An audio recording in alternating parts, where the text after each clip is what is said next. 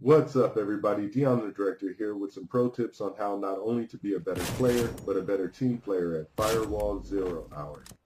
There's already videos on basic movement and aiming, so I'll skip over those. In this video, I will focus on solo tips such as rushing for position, advanced movement, taking damage, recovery, blind fire, peeking, and shooting. Also team tips like leadership, call-outs, camera surveillance, reviving. Let's get started with the solo tips. We'll start off with rushing for position. When the game starts, look at your watch. Switch it to the main map so you can see your position. You want to try to make a route to the center of the map, so be the first one out the door. If you have a big gun, lift it vertically when you go through doors because your gun can get stuck in doors and you won't be able to fire at it. It will take time to learn the maps, but after you do, you will find the position on the map where the party starts. Learn this for each map. For example, the arrows by the door. The next tip is about advanced movement. Once you are at the center of the map, make sure you take cover and watch your corners and doorways. What happened upstairs? Once you see an enemy player, do not fire unless it's a guaranteed kill. With most of the popular guns, it takes at least 4 shots to kill somebody at long range, so try to sneak closer. Once you are close enough or someone shoots at you, return fire and take cover. If you take damage and your screen is red, stay in cover to regain health while aiming the direction of your enemy. Once you're recovered and your enemy is closer, pre-fire in the direction of your enemy as you leave cover. In addition to what I said earlier, if your contractor has bullet sponge, you can take a little bit more damage, but be careful when your screen is red. Run for cover. Once you're fully recovered, it takes less damage for you to go down, so take as less damage as possible by staying in cover and blind firing. Keep your body in cover. If you are kneeling behind an object, lift your gun over your head and spray fire.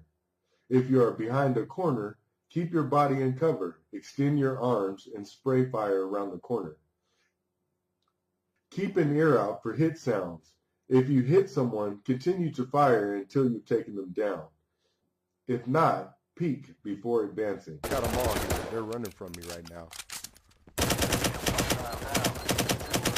With peeking and shooting, it's important you stay in cover. Peek with your head while tilting your gun down. Then move your gun in position to fire. And if you see contact, fire. If you don't put your gun down, it will hit the door and make a sound and alert enemies. It could also get stuck in the door and you'll be an easy target as you advance. I'm behind both of them. I got all the kills. Hostile down. And now some team tips.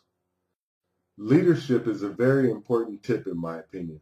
Someone has to take the lead in guiding the team to its victory. Step 1 for the leader. Get everyone in a chat party. In game chat, you can't hear each other across the map. In a party chat, you can, and it's also nice to be able to talk to each other during the loading screens and strategize for the next round.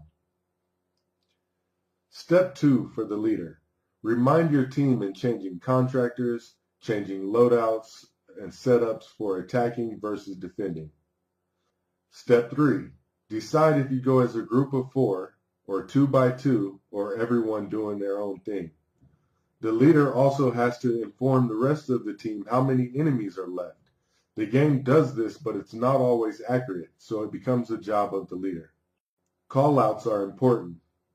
They let the team know the location and position of the enemies. Keep the party chat lines silent so callouts can be heard and understood. Try to keep your teammates calm by not screaming. Keep your nerves under control. Do not scream, "Behind you, behind you, behind you." There are several types of callouts, but limit yourself to as few as possible, as much information as possible in a short command. For example, 2 players to your right. instead of there are 2 players to the right-hand side of you. Work together as a team, create commands together. If you have played this game at least once, then you know that when you die, you are put on camera surveillance. Watching the cameras is important because you can cover your teammates' back and make good call-outs so they know the position and location of the enemies. As camera surveillance, pressing up on the directional pad allows you to see the cameras closest to your teammates. Down allows you to see the laptop only if the firewall hasn't been hacked. If the firewall has been hacked, you cannot see the laptop camera. Left and right arrows allow you to switch between every camera on the map. In the top right-hand corner of the screen, the camera has a name. Make sure you report the name of the cameras that your enemies are on and the direction they're moving in so your team can be up to date. The only thing I want to say about reviving is do it whenever possible.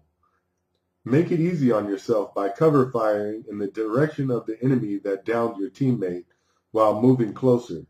Once you've gotten closer to your teammate, throw a grenade or a flashbang. Quickly aim at your player and hold the X button to revive. Once the revive has been completed, continue to cover fire and get out of dodge.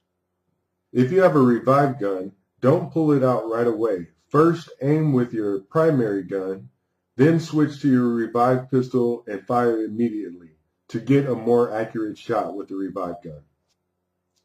Thank you for everyone for watching this short pro tip video. If the video helps you out in any way, please leave a like. If you're interested in more detailed pro tips, comment below.